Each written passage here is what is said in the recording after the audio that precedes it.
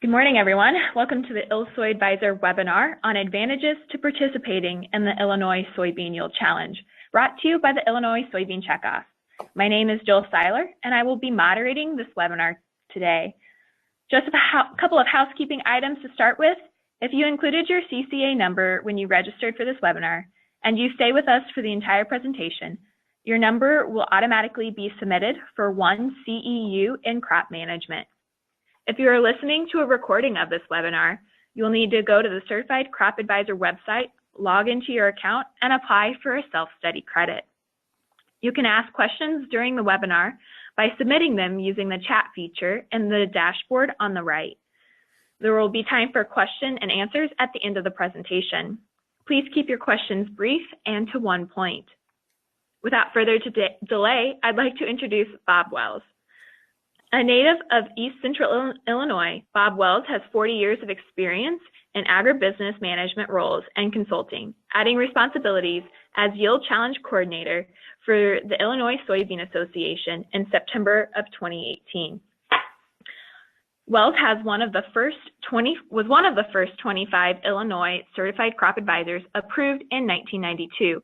And most recently, one of the first 10 CCAs recognized as a resistant management specialist.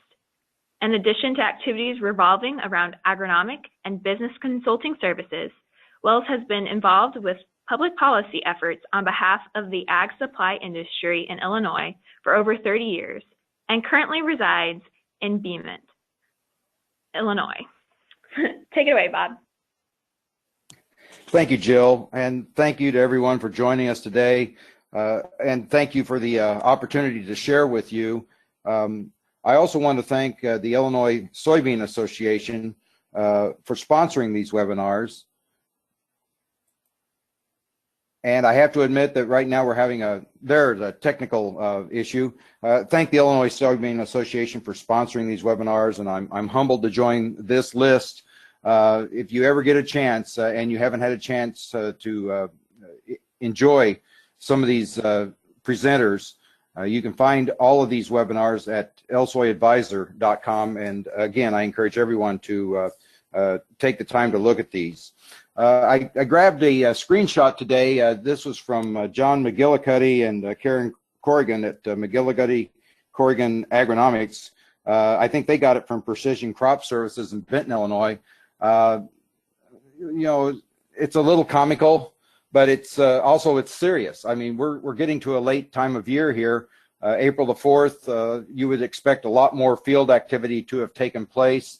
And John McGillicuddy and I, 40 years ago at this time, were working together in a retail ag supply situation where we were unable to get into the fields until mid-May. We still got a crop in. We had a decent crop that year. So it's going to be a little stressful at times, and I guess the easy thing for me to say is, you know, be patient. All good things come to pass, but right now we would expect to be in the fields doing a lot, and unfortunately we're not yet, but any day now that's going to change. So our plan today is to take a look at high yields, high soybean yields across the United States, and the Illinois Yield Challenge specifically. We want to focus on 2018 issues that we learned from, and some yield improvement tips that we might offer even at this late date, so close to planting season. And then we want to talk some about the 2019 Yield Challenge, entering the challenge, and some of the modifications that have taken place here in the last few weeks. I like to share this with everyone. Back in the 90s, I was working with a crop protection company, and one of the things I said in a meeting one day was, if we had 100 farmers in a room, you'll have 110 different ways of farming. And one thing I learned last year was maybe that's more like 210 different ways to farm. I mean, there's really no two situations that I found that are similar. I mean, there are various similarities, but I've yet to find any farm operation that does everything the same way as a neighbor or anyone else. So that's one of the things that makes what we do and what crop producers do so interesting.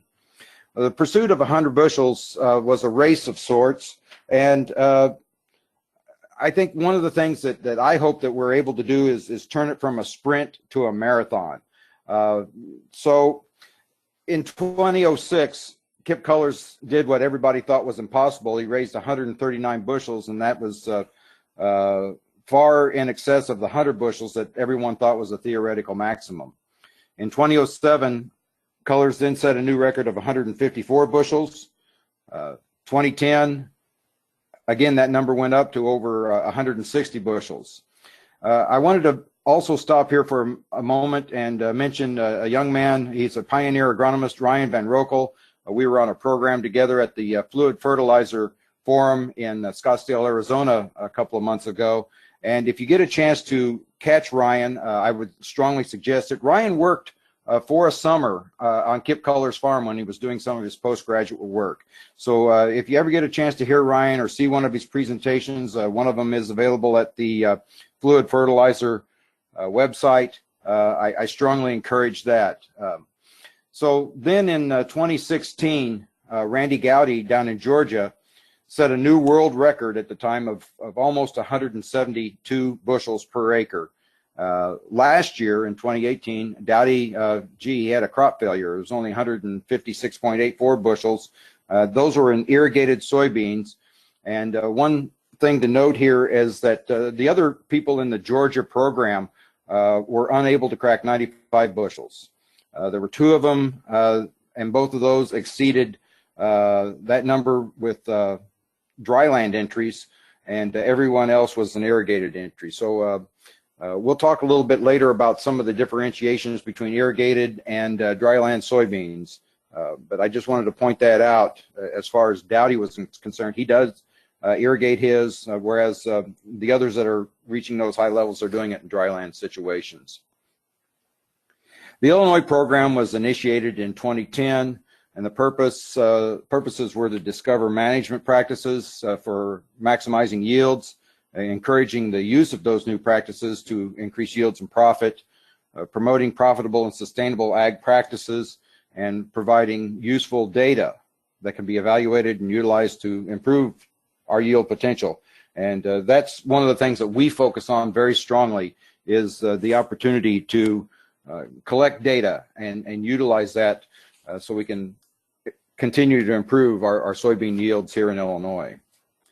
The categories that were first used were side-by-side plot comparisons, and they did that for about the first 3 or 4 years, and it was a much different landscape. We had some teams that were set up, and these teams involved promoters, and they involved sponsors and growers, and it was an interesting concept, and that has gone by the wayside in the meantime, but that's how the program began. The 100 bushel challenge was added in 2014. District contests were added in 2015, where we had 9 districts in the state of Illinois.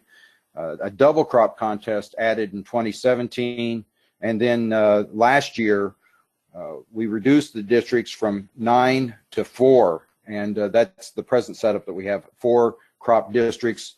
In 2018, we of course continued the double crop contest, the 100 bushel challenge, and of course the side-by-side plot comparisons. So going with a focus on Illinois and our pursuit of 100 bushels, again, it's been a race of sorts, and I want to do what we can to get away from the racing aspect of it and implement more the agronomic data collection, so that we can help each other and help ourselves in terms of reaching our highest yield potentials. But going back to 2014, Dan Arkles, that first year broke 100 bushels with almost 104 bushels per acre. In 2015, Bob and Jason Lakey exceeded 108 bushels, which was a new Illinois high. The next year, not quite as high, but they were at a little over 106 bushels an acre. And then in 2017, the Lakeys again exceeded their own record with 110 bushels. Last year, 2018, we had 14 entries that broke the 100 bushel plateau, and we had 4 individuals that were over 110 bushels. Paul Klein was our state award winner with almost 111 bushels on dryland soybeans. Greg McClure had 110 Also, in an irrigated situation, I think it's important to share that the McClures also had 105 bushels on dry land. And then Chuck Walsh here in Piatt County turned in almost 113 bushels an acre, but unfortunately, there was no verifier from the Illinois Soybean Association present, so he qualified for a regional award, but not the state award. We had one other grower that he may have exceeded 120 bushels, but due to some inconsistencies, he chose to pull the entry. Again, we did not have a verifier present. I looked at all the numbers and was satisfied that he had an outstanding yield in that particular plot. But there were a few things, some questions. The beans were run into a bin through a weigh wagon, and he just felt that with those inconsistencies, it was really logical for him to pull that entry. But I'll guarantee you this year he's going to have a verifier present, because I anticipate he's going to have some really good yields in 2019 as well. A couple of notable achievements. We did have one 100 bushel grower in our program shared with me that on September 29th, he had harvested 1,000 acres, and through his yield monitor, he had an average yield of 91 bushels an acre, just an outstanding overall yield across his farm.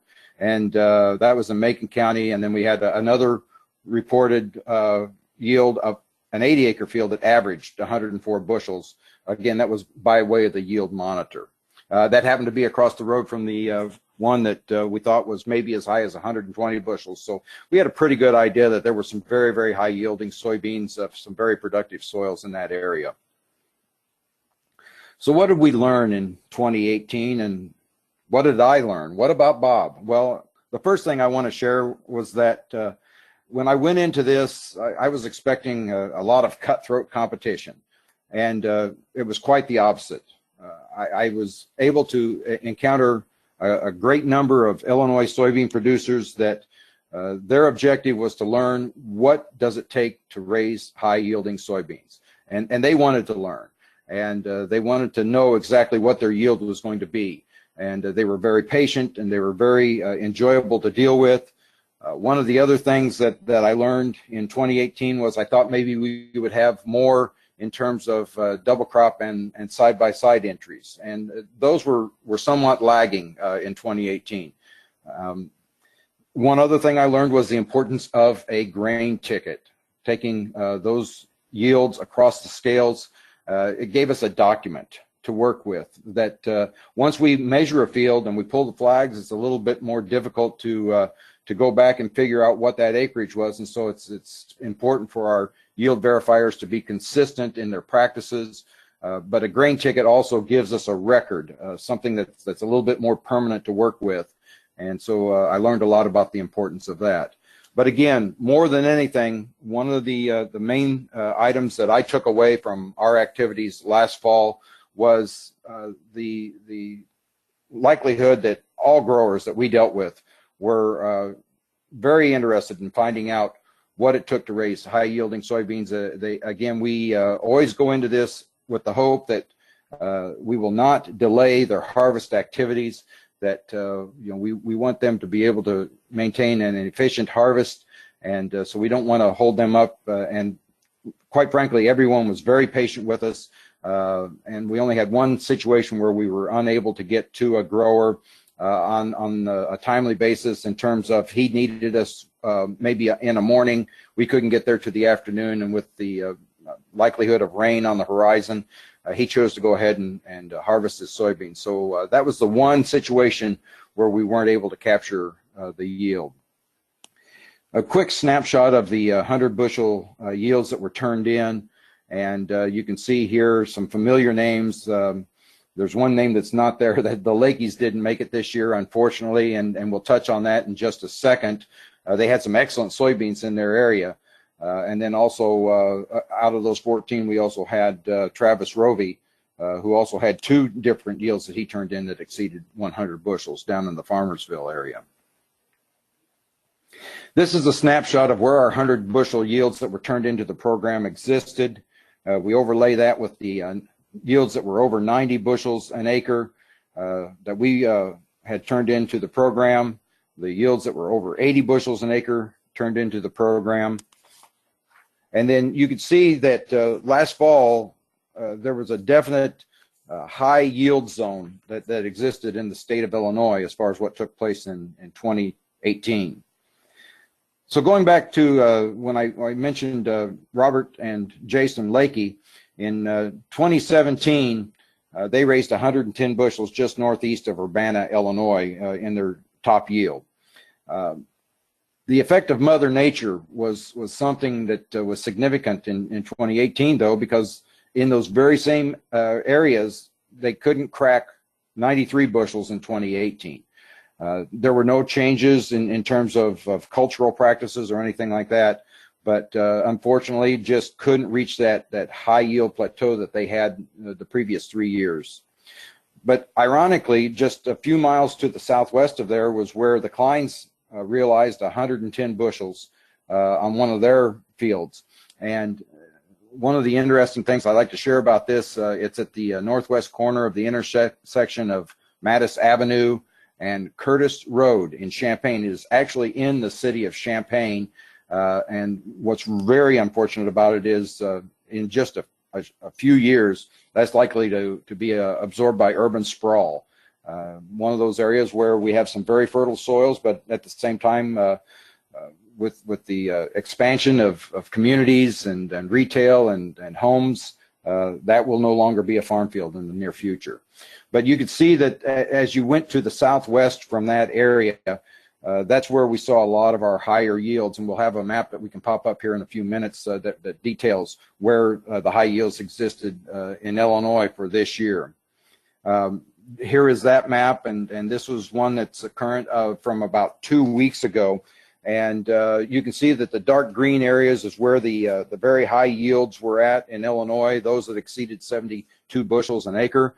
And then as you get to the lighter green areas, there was a slight decrease in terms of that volume. But our Illinois average in 2018 is at 65 bushels an acre, just an outstanding overall yield for the state of Illinois. And we had some counties there that did very well. I particularly live in Piatt County. And I shared with many people I thought we would exceed 80 bushels an acre this year. We did not, partially because I think you saw a demarcation line there through about the middle of the county, north of Interstate 72, more or less, that didn't yield as well. And part of that, we think, was because of the heavy rains that we got in June, coupled with heavy rains that were in August, and it affected mostly north of 72 and east of that Piatt DeWitt line. Again, also Macon, I thought would probably exceed 80, and those were two of the leading counties in the nation about 3 or 4 years ago in terms of soybean yield. But I also had an acquaintance that shared that he thought Sangamon would be a very high yielder this year. I disagreed mildly, and I was proven wrong. They exceeded 82 bushels, and Morgan was right behind them, Morgan County with 81.6. And we've had a lot of discussions on the fact that we get really high yields in this part of the state, and maybe we should consider something like a yield that's compared to the county average from the previous year. So I took a look at that real quickly, and if we use the Klein yield as an example, he was about almost 60% above the average. Took a look at Ed Logan's yield over at Griggsville. He was almost 65% above the county average. And then the McClure yield was almost double the county average down in Lawrence. So it would have flip-flopped just a little, where the number 2 would have moved up to number 1, and number 3 would have moved up to number 2. But quite frankly, I don't see anything changing as far as that's concerned in the future. But it was just interesting to take a look at it from that standpoint.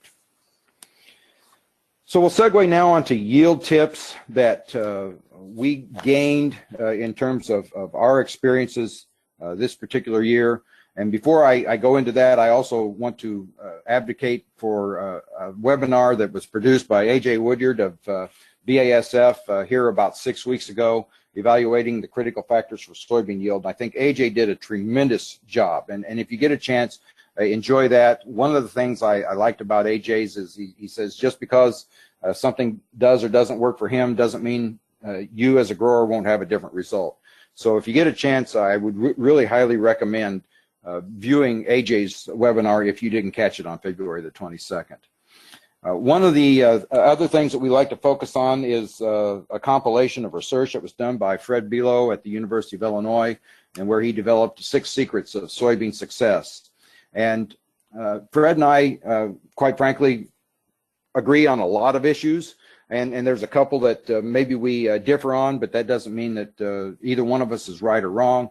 Obviously, the weather is one of the big factors. We went through a situation last year where we had a record cold, or an abnormally cold April, and then an abnormally warm May, and it turned into a great opportunity to raise high-yield soybeans. So the weather is one thing that we can't control, but there's a lot of things that we can control that allow us to take advantage of when those weather cycles are to our advantage.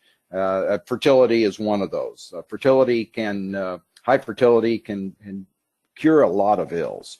Where we start having minor differences, I think seed treatments are very, very important, and that will be borne out here in some of the information that we'll share later. And foliar protection. Fred says, hey, weed control, that's a given. That's got to be done. But we'll also share some information here from what we saw in 2018 that will bear out where there were some advantages gained from weed control practices and tillage.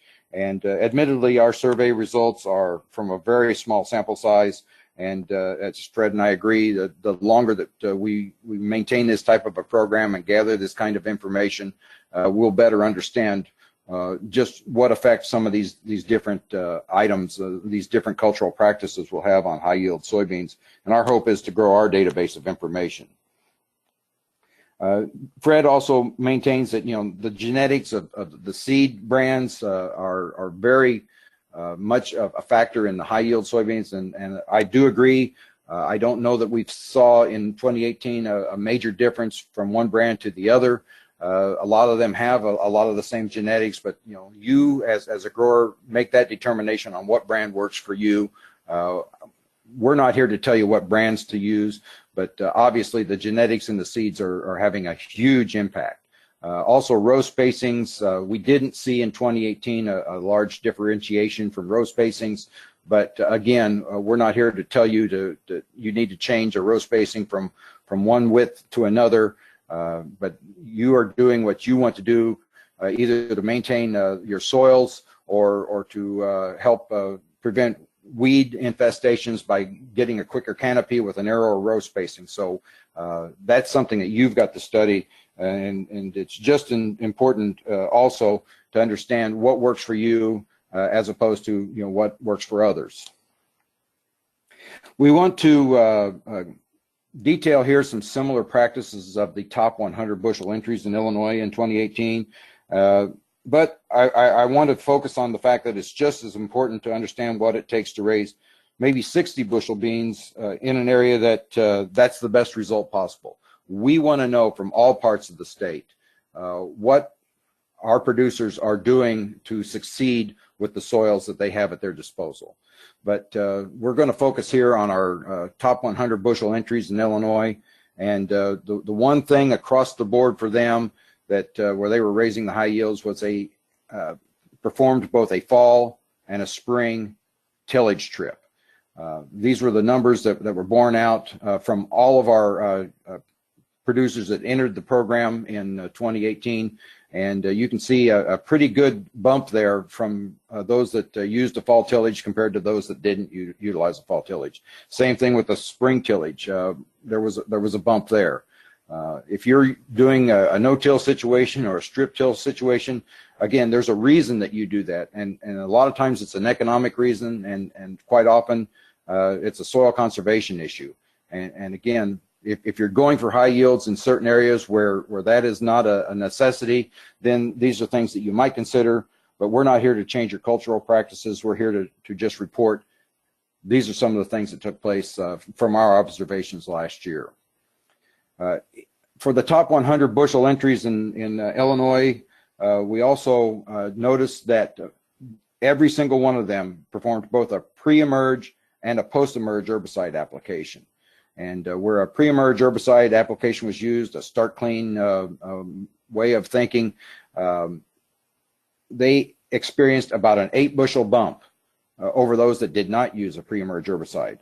One other thing to note here is that every single entry conducted a post-emerge application for herbicides. We saw a broad range of seed treatments utilized, but again, every single entry into the contest or into the challenge this year utilized a seed treatment. Our planting date range for the top 100 bushel entries was from April 23rd to April the 30th. The one exception was McClure. They planted their beans on the 10th of May, but everyone else was in that April 23rd to April 30th time frame. And here's a chart that Emerson Nafziger uses in his presentations. Honestly, I can't cite the source of this particular one, but as you can see there, the yield starts declining on soybeans in terms of the maximum right around the end of April. But it's just a very slight decrease, and even up till the end of May, we're still expecting to get about 85 to 88% of our yield for our soybeans. But to get that maximum yield, if we can plant prior to May the 1st, sometime there in April, we're more likely going to maximize our yield opportunities. There's a lot of people that are also studying whether we should be planting beans in as early as March. The main thing we want to do is seek a target planting date that will allow us to be in R3 by the summer solstice.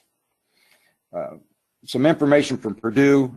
It's always been believed that 50 degrees is the accepted low temperature, but we've also seen in recent years that some soybeans germinate at 36 to 43 degrees Fahrenheit.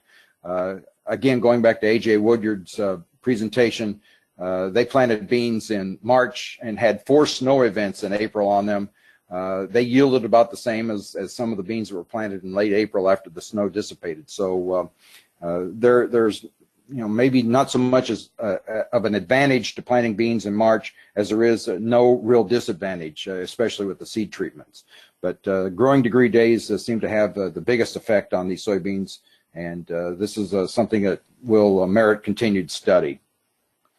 If you've got soils that look like this, and there's a few of them out there still today, obviously we're not going to be able to plant soybeans into those. And as difficult as it is to be patient at this time, that's one of the things that I continue to advocate, because if we get out there too early, we're liable to create a compaction situation, and compaction can be a tremendous hidden yield robber.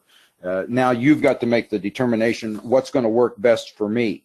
Am I willing to deal with a little bit of compaction to offset the yield loss from a later planting date? Do I wait or do I go? There's trade-offs, and I'm glad that producers have to make these decisions, these tough decisions. I'm glad I don't have to. But many of our 2018 crop production practices in the fall were delayed. We didn't see much ammonia put on. Normally, we'd expect here in Central Illinois to see ammonia start going on in mid to late March. We haven't seen much taking place there, so we know there's a lot of cultural practices that are going to take place for both corn and soybeans, and it's going to be a very hectic time here in the next 2 to 3 weeks. The one thing I'll say is resist the urge to speed. When we're planting our soybeans, maybe even consider slowing down by a mile per hour, and that's a really, really tough thing to do. We saw a producer in Nebraska this year that planted a fairly low population, but he planted at 1 mile per hour. I don't think anybody's going to slow down to 1 mile per hour, but if we've got a rough seed bed out there, sometimes it helps to slow down just ever so slightly. If we've got a pristine seed bed that's very smooth, we were able to maybe do a fall and a spring tillage, and we've got a nice smooth seed bed, maybe we can get away with a little bit more of a mile per hour. But these are some things to think about in terms of looking for the high yielding soybeans. Our planting population for the top 100 producers was right at 133,000. That was with a range of 115 to 144,000 seeds per acre. And as McGillicuddy will point out, if you can reduce your seed planting, and maybe the seed sellers don't want to hear this, it's going to lower your cost. But again, it's going to be really more geared towards what your row spacing is and what's worked best for you. But this is what we saw from the top 100 producers. And then as far as row widths were concerned, for the top 10 anyway, 3 of those had 15-inch rows. 2 of those, I'm sorry, had 20-inch rows. And then 5 of those had 30-inch rows. Here's our experiences from 2018 again, and you can see that they're from the 10-inch rows to the 30-inch rows, there was not an appreciable difference in the yield. This is something obviously we want to look at a longer term. The average maturity group of the top producers that we had in our program was 3.5, and again that range was 3.1 to 3.8. And then every single one of them had a foliar treatment of both fungicide and insecticides on a post-emerge application. Doughty made as many as 8 fungicidal applications, but that brings up the question, is what he does sustainable? Is there a return on investment, more importantly? But the other question is, you know, how reasonable is it to be able to apply multiple fungicides, that is, do we have the time to do it? Do we have the resources to do it? So this is something that is going to deserve a lot more study as time goes on. Let's take a look at the 2019 yield challenge. Some of the changes that are coming up and some of the things that will remain the same. Well, we're still going to have 4 regions in the state. We have altered the awards that will be presented for first and second place in those regions, and there will be a $2,000 award for the highest yield in each region, and then we'll go back to a second place award of $500 for the second highest yield in each region. As far as double crop is concerned, we went to 3 regions in 2018, and in 2019 we're going to go to 1 statewide award, and this is mainly due to the fact of a lack of participation. I really think that there's a tremendous opportunity with double crop soybeans, where you can get 5 crops off of 4 years worth of calendars, and so I hope that this goes back to more of a district type competition, but at this present time it just made sense to go to 1 statewide award and then a second place award for the second highest yield. The side-by-side though has been discontinued. And again, this is because of a lack of interest in making entries. We had some really good individuals that looked at a lot of different cultural practices, very in depth, and but we just didn't have very many entries across the state, and so it was determined that at this time the side-by-side is being discontinued. The other thing is we're no longer going to have a 100 bushel challenge per se. We will now have what we will term a 100 bushel club. There will be a commemorative that will be given to each individual that turns in a 100 bushel yield, and then their name and yield will be displayed on our Soybean Association website. The state's highest yield, though, will receive as an award airfare, lodging, and registration to the 2020 Commodity Classic in San Antonio, Texas. So there's still some incentive out there to go for that highest yield in the state, and it'll be interesting to see where that lands in fall of 2019. The other thing that we need to focus on is that all entries are going to need to be witnessed by an official verifier with the Illinois Soybean Association to qualify for an award. These awards will be limited to 1 per farm enterprise per crop district.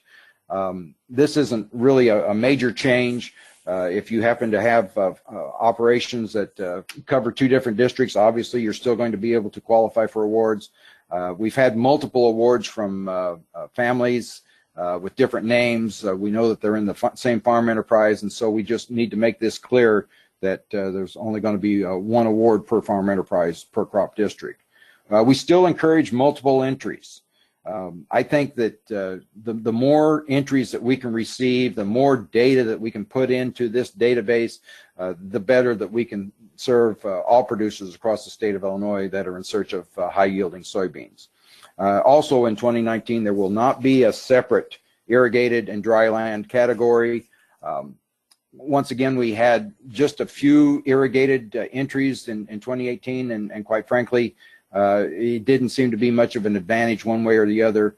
Obviously, in those areas that need to be irrigated, they don't have maybe the soil resources that those in the dry land areas do. So we think that that playing field is relatively level. We know that it's different in the corn contests across the country, that there does need to be a differentiation between irrigated and dry land entries. But in this case, we really felt that on the soybean contest, there was no need to have those differentiations in terms of the awards.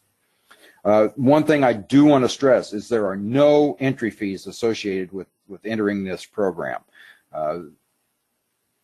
This is really something that's provided to all soybean producers in the state of Illinois as a benefit of the Soybean Association and the checkoff. And so, you know, that's one thing you don't have to worry about making an entry fee. We do have a target date of November 15th. That's not a hard date. Obviously, in 2018, we had snow on the ground by November 15th, and it impeded a few producers from even being able to harvest soybeans in the latter part of fall. But November 15th is our target date so that we can announce the award winners by December the 20th, and then start making plans for our award presentations at Soybean Summit in February of 2020. Again, we highly encourage promoters to be involved and sponsors to be involved. And promoters can be your ag supply company that you're dealing with, a seed dealership that you're buying your seed from. Maybe it's a crop consultant that you're working with. But one of the real advantages of utilizing a promoter with your Soybean Association entries into Yield Challenge is they can provide the information maybe a little bit easier in terms of some of the cultural activities that took place, you know, soil test and insecticide applications and fungicide applications, and they'll have that maybe at the ready, and they can participate with you on that. So we will continue to encourage that, and we'd love to see more influence with the sponsors, the companies that are selling the products that we use in high yield soybean production. We want to see more of an activity, more of an involvement with sponsors, and we hope to continue to grow this as the Yield Challenge goes through successive years. So how do I enter the Yield Challenge? Well, the easiest way is to go to the Soybean Association website. Here's a screen capture of the website. And you'll see there at the top left corner of the page a star, and if you click on that star, it will pop out a list. I'm sorry I didn't capture that, but it will pop out a list where you can go to the ILSOY Advisor website. You could also scroll to the bottom of the page. That star remains on the page as you scroll down, but also at the bottom there's a link to ILSOY Advisor, and you click on that, and that will take you to the ILSOY Advisor website. There is the address for it, ilsoyadvisor.com, and this is generally what you will see when you go to that website. There's a Yield Challenge link there at the top of the page, and if you click on that, that's what takes you to the Yield Challenge page. I advise to click on Choose Your Challenge. You can read the rules, some of the questions, and the newsletters, which we highly encourage everyone to read on a monthly basis. But you will scroll down to the bottom of the page. This is the 2018 view where we had the 100 bushel challenge, the regions, the double crop, and the side-by-side. Ironically, just yesterday they changed that, but we're going to go to just two different entry levels, the regional competition and a double crop, and this is how they will look. We're going to make a couple of more modifications to this, but very, very minor modifications, but there'll be two different harvest forms. But it'll be for statewide yield contest with the 4 different regions, and the double crop competition. I anticipate that the forms will be very similar. This is last year's form, and you can see that the 100 bushel challenge and the regional competitions were all the same. Quite frankly, the double crop form looks identical to this as well. It just says double crop. It had a different regional setup to it, and the side-by-side looked very similar. It was a little bit more intense in terms of the information that was gathered because you had two different plots. But I hope that we can simplify this to a degree, and I'm working with the folks in our web development segment on the IT side that we can also create some drop-down lists to, again, make this a little bit easier. We had a lot of forms that were turned in last year that really didn't have much information on them, other than, you know, maybe the seed brand and obviously the harvested information. So we want to do a better job of capturing that information as time goes on and throughout the program. You know, one of the things that we don't capture on there, and we hope to, is, you know, what's the P1? What's the soil test like? What's the K level? What's the pH? You know, maybe what type of soil do we have there, or maybe the soil series. So, you know, these are things that we don't know, and we think it's important to start capturing that, to see what different cultural practices work within you know, some of the different resources that we have in our soils already. The other thing at the bottom of the new harvest area, or the entry form area, is a place where you will see my contact information, and I encourage everyone to reach out to me at any time, either by telephone or by email. And then you will notice also under that box a button that says Learn More, and if you click on that Learn More button, that will take you to an area where you can list your interest in participating in the program this year, and then it sends to me automatically your interest. You can also sign up for the Yield Challenge newsletter at that time, but it just opens those lines of communication. So those that are interested this year, I encourage you to go to the bottom of that page and click on that button and indicate your interest in participating in the Yield Challenge in 2019. The regions this year, again, here's just a little bit closer look at the regions themselves. 4 regions, north and south in the state of Illinois. This was as it was in 2018, and I don't anticipate any changes for 2019. Again, repeating, the double crop will be a statewide only contest, and the side-by-side program will be discontinued. We will continue to recognize the award winners at the Soybean Summit in February of 2020. Here's our group from our awards banquet that historically have been held the evening before the Soybean Summit. One of the changes that we expect this year is that rather than having a banquet the evening before, that we will recognize the award winners during the summit itself, and most likely during the luncheon that takes place. This will make it a little bit more convenient for everyone, especially those award winners, to attend both the awards banquet or the awards ceremonies and the summit itself, and give everybody also that attends the summit a chance to recognize the people that have participated in the Yield Challenge. I also want to take a minute or two here to recognize the approved verifiers that served us in this past crop year: Gary Baumhart, Bill Brink, Dennis Eplin, Ted Huber, Lyle Paul, and Larry Shaw. And this is a dedicated group of individuals. And by the way, this isn't the only people that we had approved as verifiers last year, but they were the ones that did the lion's share of the work. We had a few others that we weren't able to utilize, primarily in northern Illinois, where we had just a very, very wet harvest season, and so their services weren't necessitated. We hope to need some more verifiers this year, and so one of our plans is this summer to have a training session with this group of individuals and any others that are interested. The main thing that we want to do is ensure that when we're verifying these yields, that we're doing it on a consistent basis in terms of our measuring of the plot and the processes that we go through in terms of determining the yields. As far as my input is concerned with the yield challenges in Illinois, I offer this statement that this is the best opportunity to gather soybean production metrics and share that data for the common good.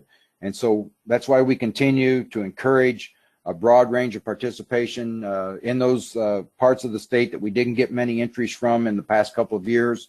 It makes really no difference to us whether you're raising 60, 70, or 100 bushel beans. We want to know what it takes to succeed in getting the best potential yield that you can.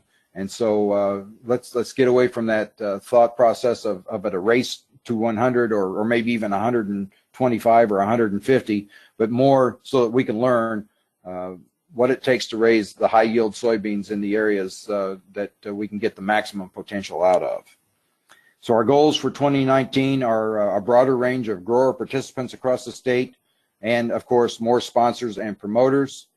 I want to thank at this time the Yield Challenge participants, the promoters and sponsors that we were fortunate to engage with last year, the verifiers that I mentioned earlier, and of course the Illinois Soybean Association, the board of directors. We had some key support from some specific directors, most notably Roberta Dolbert and Jim Martin. They entered the contest even though they couldn't receive an award, and we really appreciate their participation in the contest and their support. I also want to thank Linda Cole, Megan Miller, and Dan Davidson for their counsel and their involvement in this program. And a special shout out to David Wessel, also on the board of directors. He's been very helpful with great leadership to us, and again, a participant in the Yield Challenge. This is my contact information, and again, it's available at the LSoy Advisor website. My cell phone number and my email number.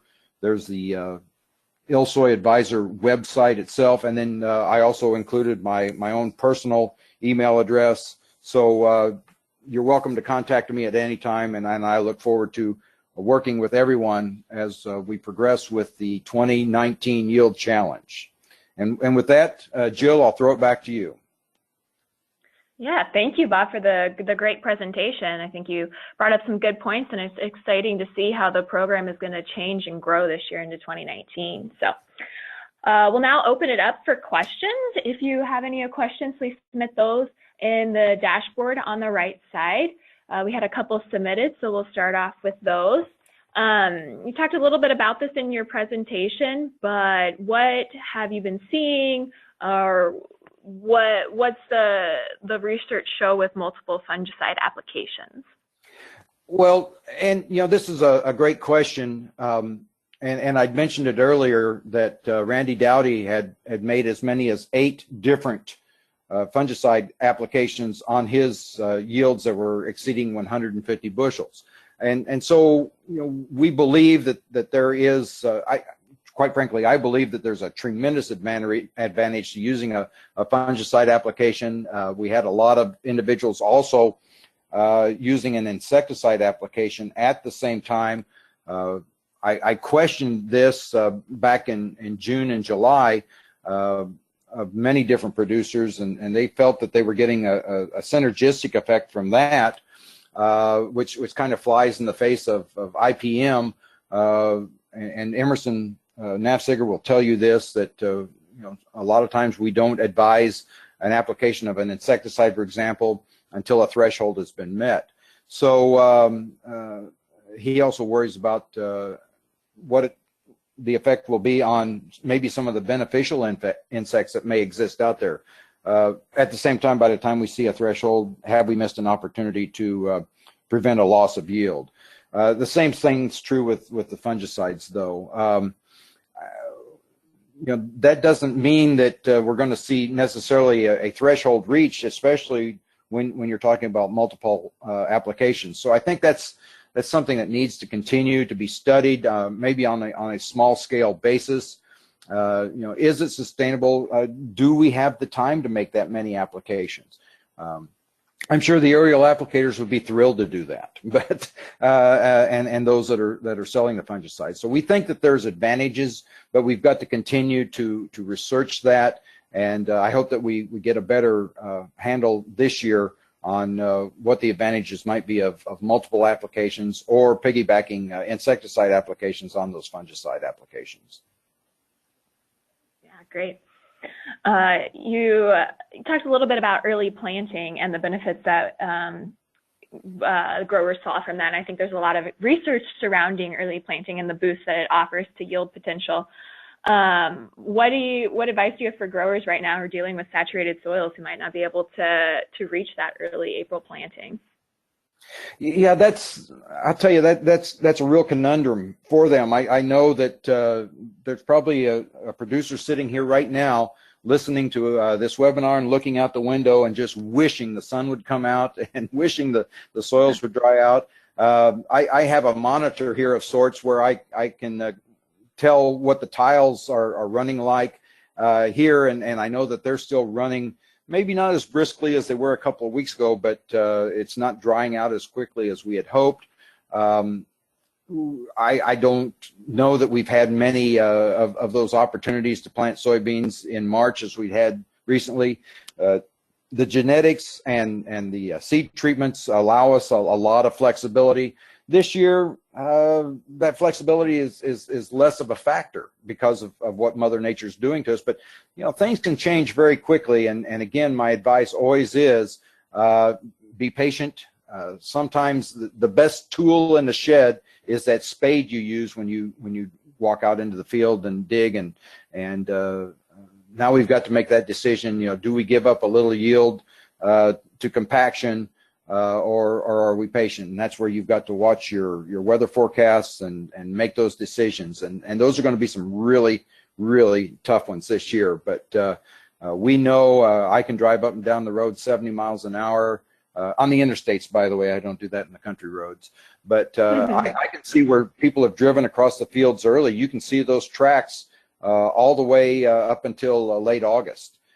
Now, how much yield are we losing there by getting out early? And that's that balance effect. So I fully believe that we'll see our high yielding soybeans again planted in about the last week of April, assuming that we don't have a lot of rains. I know we've got a couple of rain events that are on the horizon right now. We've got one that's coming tonight here in central Illinois, and probably another one that's going to come on Sunday. But you just never know how quickly this time of year things can turn and things can dry out, and just have that equipment ready to go so that you can take advantage of the good days that come on the horizon.